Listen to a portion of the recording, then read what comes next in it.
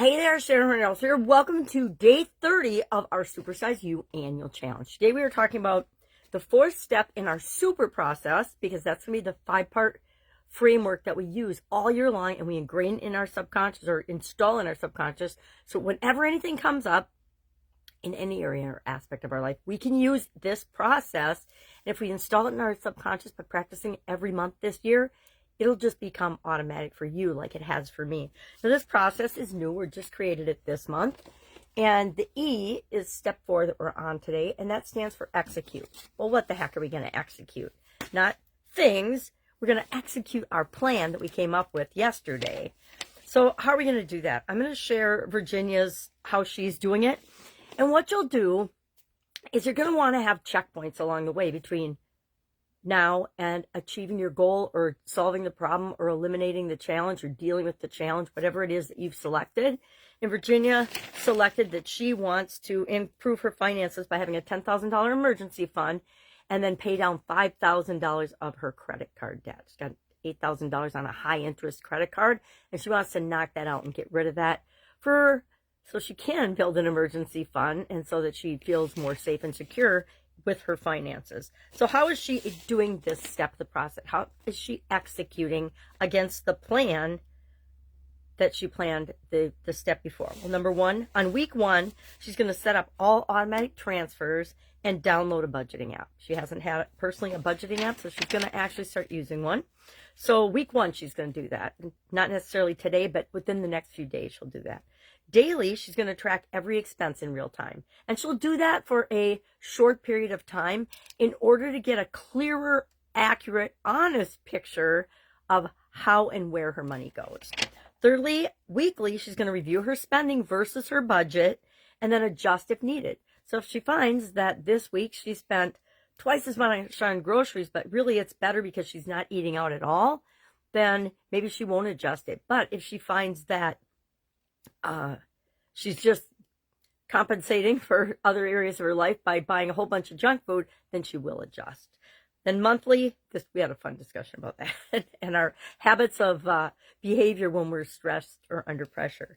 And monthly, she'll make extra debt payment, celebrate progress with a free low-cost reward. So she's brainstorming a list of, and I tell everybody to do this, brainstorm a list of 20 to 100 or 1,000, how many ever things you want, little things that you can do to reward yourself or to distract yourself if life is feeling heavy and you need just a little breather or a break. So she's done that as well.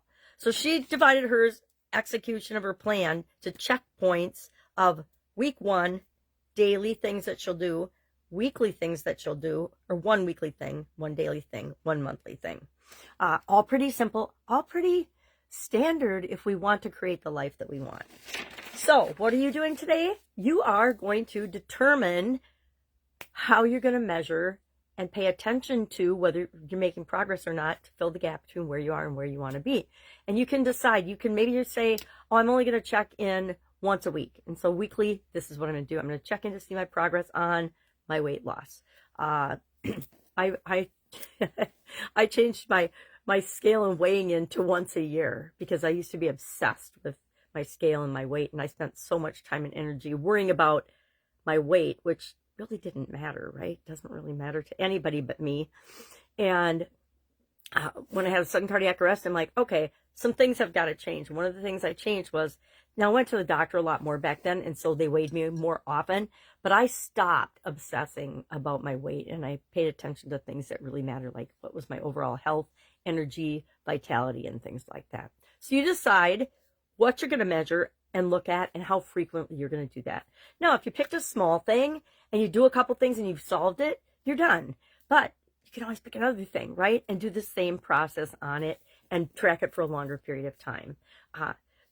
Breaking it down for weekly, monthly, that's more important if you're doing a more structured money or business related type goal and something that you can actually physically measure and monitor.